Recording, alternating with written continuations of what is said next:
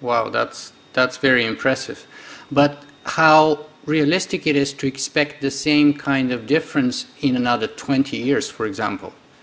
Do you believe that I when you're hope, 83, you could be biologically 50 or 60 or yeah, one of my patients, I was just looking at his chart yesterday. When he first came to see me, he was 9 years younger than his biological age. That's when he was 45. He came back and we tested him again 5 years later, and then he was 17 years younger than his chronological age. And then when we tested him this year, when he was 54, he was younger again, 19 years younger than his chronological age. So in effect, he is getting younger and younger all the time. So it is possible to grow older, but yet biologically to grow younger. So, and that's our goal. I think it's entirely doable. I think it becomes more difficult as we get older, but it's not impossible. You just have to spend more energy at it. and how important is supplementation in that process? I mean, could I just rely on proper nutrition, getting rid of the high glycemic foods and lots of physical activities and all the mental things that you mentioned, like relaxation and being socially active and so on? Or do I need to have a very strict and regimented supplementing schedule?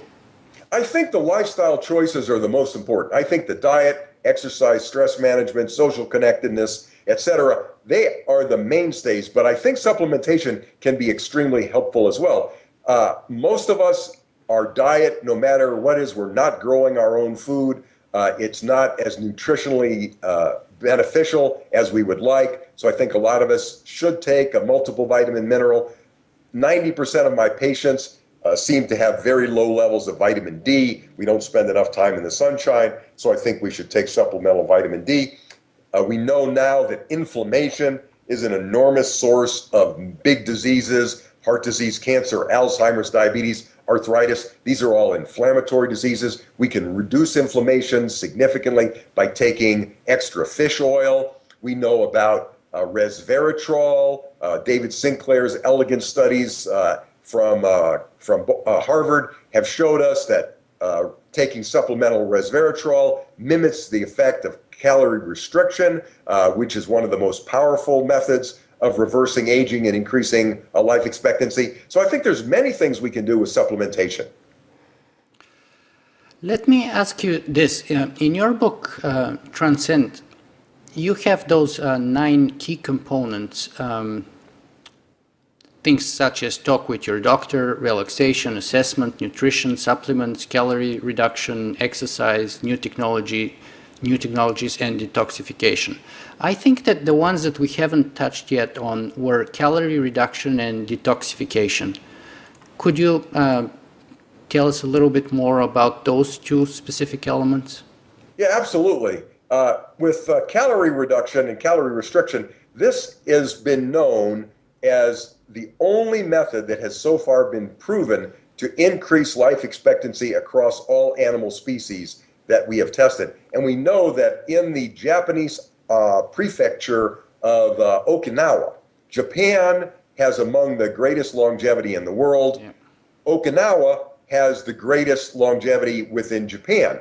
And in Okinawa, it is common for them when they sit down to eat a meal to say a type of grace that goes hara hachibu, stomach 8 parts full. So they try to restrict their calories when they sit down to eat. And this is translated into significant longevity for the people in Japan and in Okinawa. So what I recommend that people do, I call it calorie restriction made simple.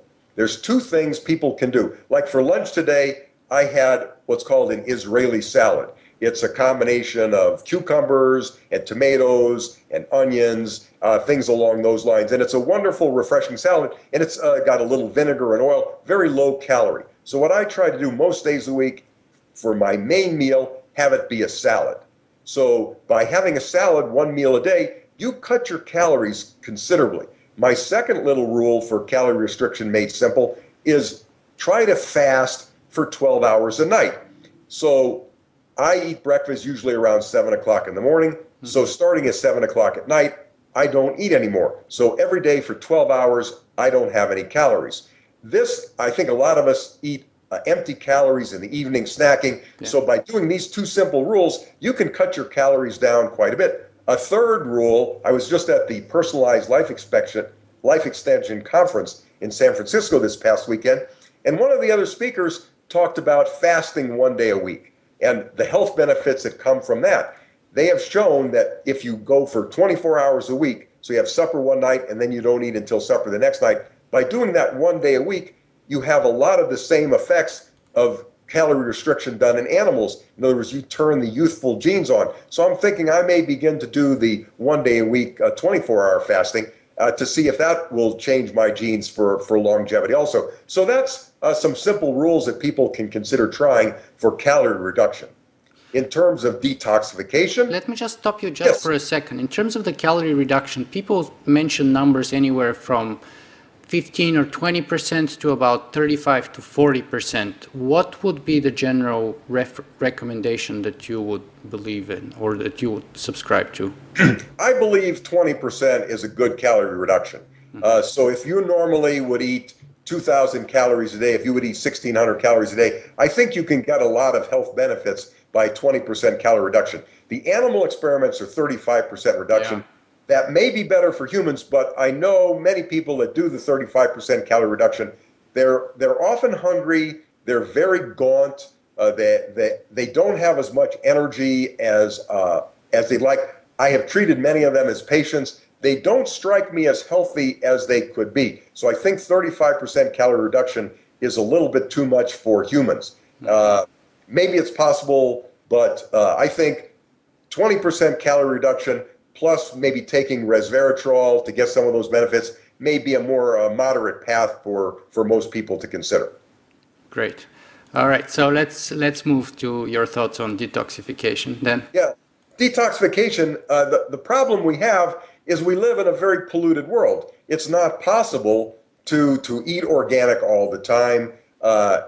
So I think it behooves us to do what we can to try to come up with a program of detoxification. So number one, we should eat organic as much as possible. That way we get less toxins coming into our body. And then we also want to do something to get the toxins out of our body. So I like exercise. When you exercise, you sweat. Sweating is a wonderful way to detoxify your body. Also going into saunas, particularly the far infrared saunas, they cause you to sweat and get rid of toxins as well. What's called dry brushing of your skin is a very effective way of removing toxins. So there's many different strategies that people can do for detoxification as well. Probably the most important one of all is drinking adequate amounts of water, because water is probably our biggest detoxifier. So making sure you're adequately hydrated will help your body flush the toxins as well. You just mentioned that you like sweating and exercising. What kind of exercises do you do personally? Do you stress anaerobic or aerobic, or do you have a strict allocation of those? I try to do 3 types of exercise. I try to do aerobic exercise, and instead of doing aerobic exercise like I used to, or even like I wrote about in my books, where you get your heart rate into the target heart range, 220 minus your age, and then 75% of that, keep it for 30 to 45 minutes. I don't do that anymore. I've begun to do the interval training based on some suggestions by Al Sears, my colleague in Florida. He suggests progressive interval training, where you start at a certain rate, then you rest, then you go a little bit harder, and then you rest, and you go a little bit harder and you rest, until finally at the end of your exercise, you're going as hard as you can go. So interval training. So I've started to do interval training for my aerobics, and then I also do strength training. I believe that working out with weights or doing calisthenics, push-ups and sit-ups and things like that is very important, particularly as you get older, because it raises the hormone levels. They've done studies and they show that a man can raise testosterone levels, make 33 years younger, the testosterone levels, by doing strength training just with 12 weeks of resistance exercise. So as we get older, it becomes even more important to do the strength training exercises. And then finally, we must do the stretching, because after you exercise, your ligaments and tendons tend to get tight. And if you don't stretch after you exercise, that increased tightness will put more pressure over the joints, increasing your risk of joint problems and arthritis, and then you can't exercise at all. So you'd rather stretch after both the aerobic and anaerobic part of your workout rather than before? Yeah, I think you want to warm up your muscles before you exercise so you don't injure them. You don't want to exercise cold muscles and tendons, so do a little warm up first. Mm-hmm. But after you get done, it's most important to stretch. Mm-hmm. And in terms of yoga, do you in terms of stretching, do you recommend something like yoga or something like Pilates or just general stretching exercises? Any of those are fine. I love yoga. I love Pilates. I love just general stretching. Whatever people enjoy doing, all of those are wonderful exercises. Mm-hmm. Fantastic. Okay, Terry, let me move a little bit our discussion into the sort of more general, more philosophical dimensions of your work. First of all, let me ask you, do you have any religious beliefs, past or present? I mean, do you subscribe to any of the major religions of the world?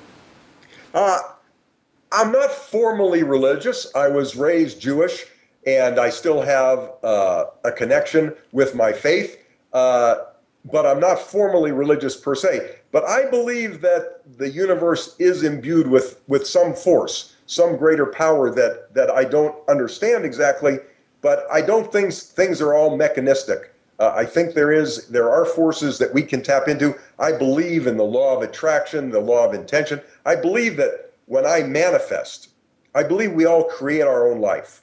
And if I manifest what I want, I find that I often get it. And if I focus on negative things, I find I often get that as well. So I try to be positive in my life.